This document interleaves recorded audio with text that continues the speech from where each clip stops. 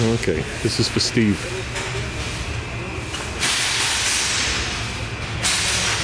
Can you see the angle the spring is on? I took a measurement. The inner part of the springs are 10 inches further out than the back. I don't know if you can see the angle from here. It's hard to take the measurement with all this stuff.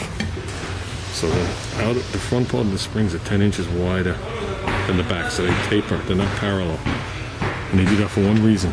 When you're driving down the road and the spring is loaded, pretty much almost laying flat, okay, everything's fine. When you go into a turn, the spring wants to lean. Then when you hit a bump and it unloads, the tire shoots over, and that's where the back of your truck will hop, or car.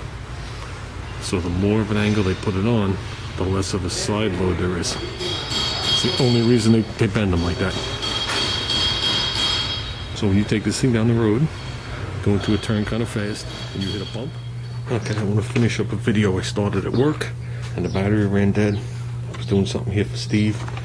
Okay, these are your two rear tires. That's your rear differential, obviously your axle, your two leaf springs parallel. Same setup, leaf springs not parallel.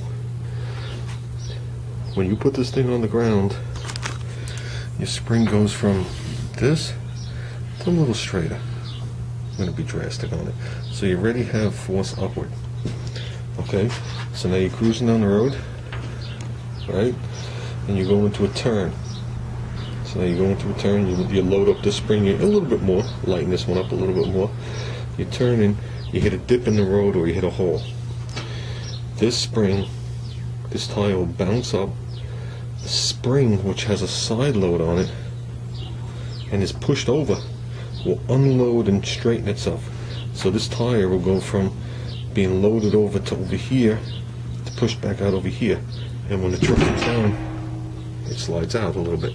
So you hit a bump and you feel the car at the back end of the car going out.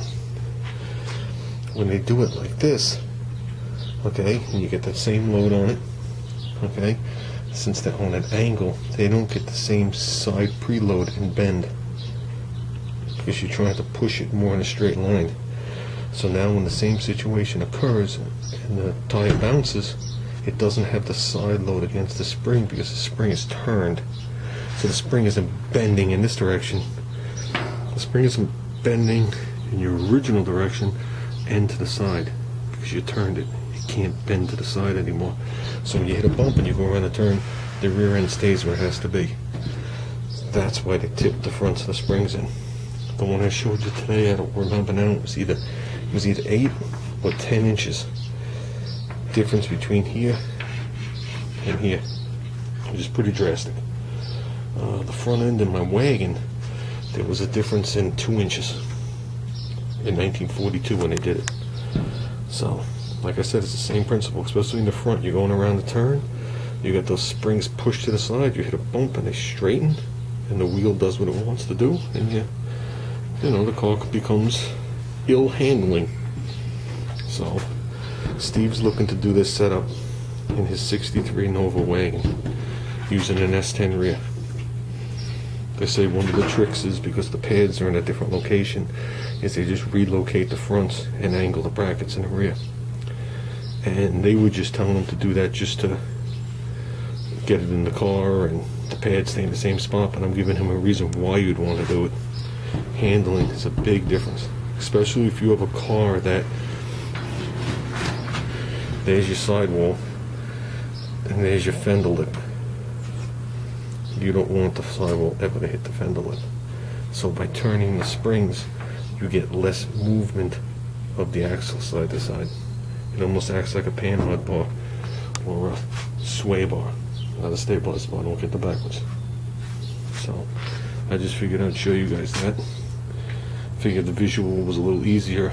I was planning on videotaping the truck a little bit longer, but as soon as I got into it, the batteries died. So, well, by the time Steve sees this, I'll already be hanging out with him tomorrow night. So, okie doke, guys.